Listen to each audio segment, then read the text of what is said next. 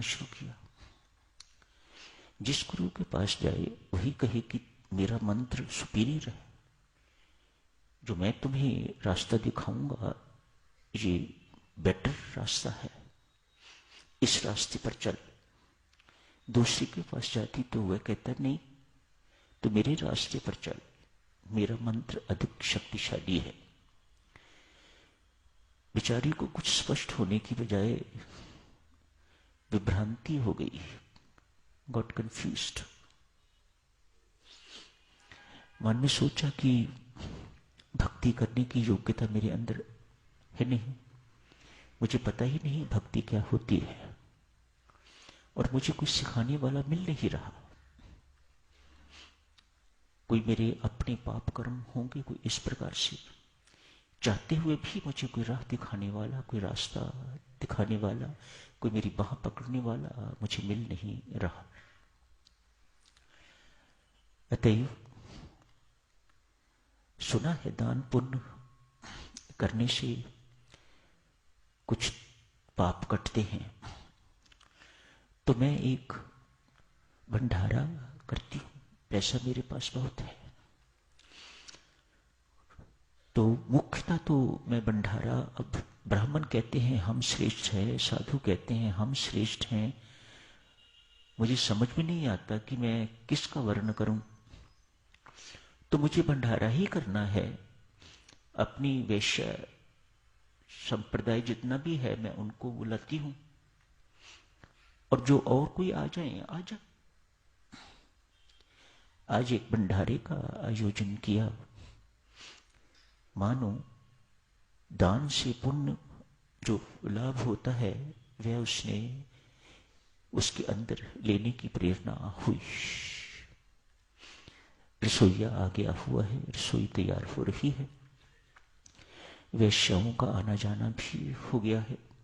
सब एक प्रोफेशन की सुना कि अमुक वेश्या भंडारा कर रही है, तो बड़े भावचाव से सबकी सब वहां पहुंची। एक उसी नगर पे थोड़ा बाहर एक विरक्त संत महात्मा थे, सच्चे संत महात्मा। उनके पास भी सूचना पहुंची कि अमुक वेश्या दूसरी वेश्याओं के लिए भंडारा आयोजित कर रही है। ये सोच के कि ऐसा भंडारा करने से, वैश्याओं की सेवा करने से मेरा कल्याण हो जाएगा।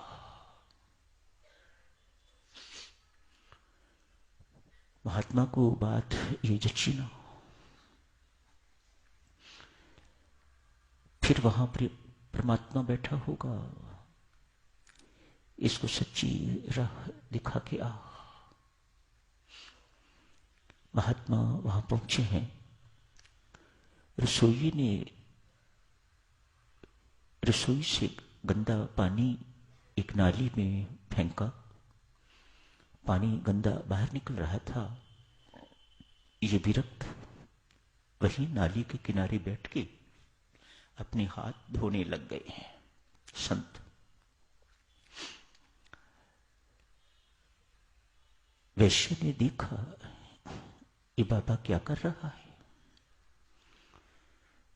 उत्सुकता थी मन में, तो पास गई, कहा बाबा ये क्या कर रहे हो आप?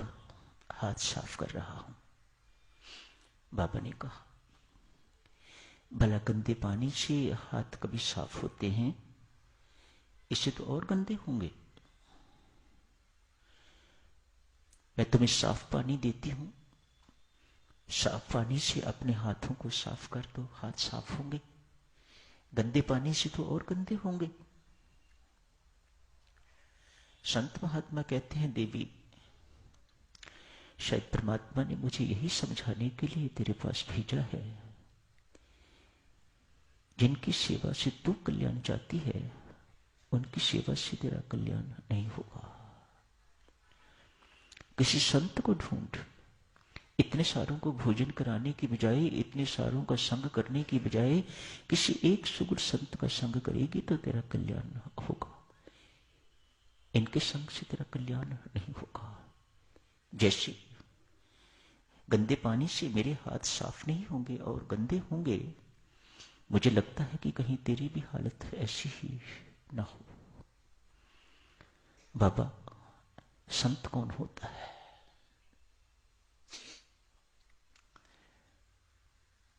यही प्रश्न मैं जानना चाहती थी, यही उसके अंदर जिज्ञासा थी। मैं किसके पास जाऊं? मैंने जिंदगी में कभी कोई संत देखा ही नहीं। कोई मुझे संत का पता बताए, कैसा संत होता है? क्या उनके सिर पर सींग उगे हुए होते हैं? क्या उन्होंने दाढ़ी रखी हुई होती है, सिर मुंडवाया हुआ होता है, कैसे कपड़े होते हैं, क्या होता है? मुझे कुछ तो संकेत मिले। ये विरक्त कहते हैं, देवी, संत कपड़ों से नहीं होते, संत वेश से नहीं होते। क्या उन्होंने अपना रूप धारण किया हुआ है, बनाया हुआ है? इससे संताई का कोई सरोकार नहीं है। संत वे होते हैं जो किसी मत संप्रदाय के प्रति बहुत आग्रह नहीं करते। हमारा ही सब कुछ ठीक है, दी बेस्ट, बाकी सब नहीं। उनके मन में सबके कल्याण की भावना हमेशा बनी रहती है। उनकी सोच ही एक ही बिंदु पर, एक ही केंद्र पर केंद्रित होती है। जनमानस का कल्याण कैसे हो, उसके लिए मुझे कितना भी दुख क्यों ना सहना पड़े,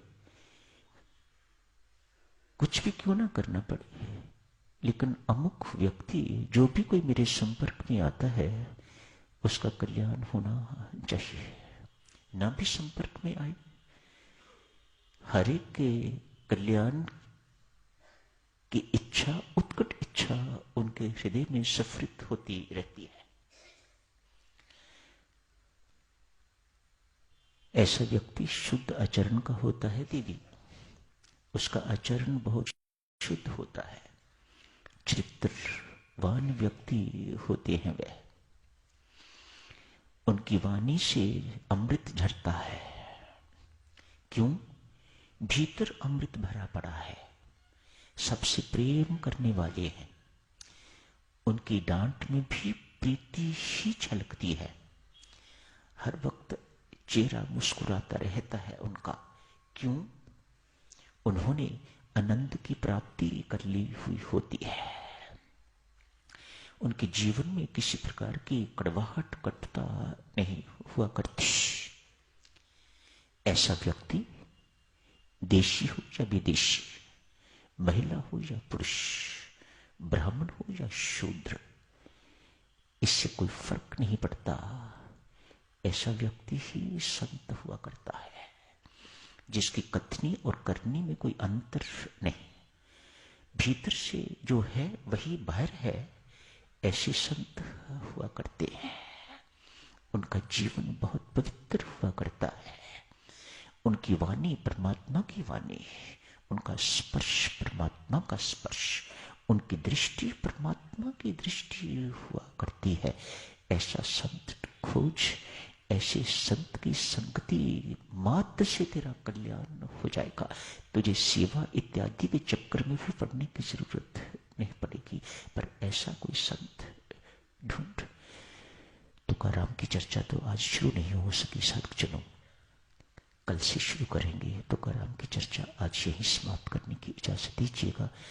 संत तुकाराम ऐसे ही संत जैसे संत की आज आपकी सेवा में व्याख्या हुई है। धन्यवाद।